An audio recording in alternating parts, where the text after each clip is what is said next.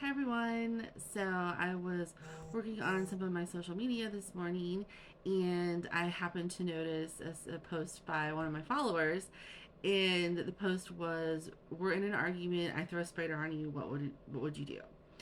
Now, I am terrified of spiders. Just horribly terrified of them.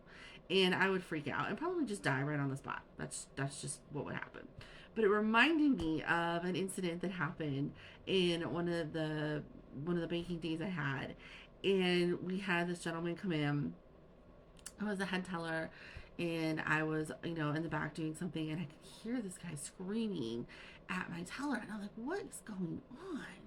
So I wander out there, and I'm like, "Sir, can I help you? It seems to be a problem." And he just freaks out. And I mean, long story short, his account was seriously overdrawn. He clearly knew he had done it, and it was our fault that he overdrew his account, of course. But that's another story for another day.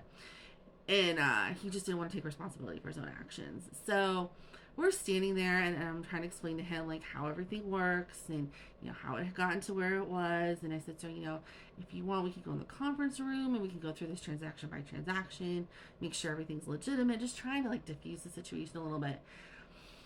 I hear my teller standing next to me with this kind of weird kind of squeak noise, and I thought, okay. So I kind of look at her, and she just has this horrid look on her face, and I'm like, "Oh my god, what's happening right now?" There was a bug. I'm not sure if it was a beetle or some kind of, I don't even know. I'm not a bug person.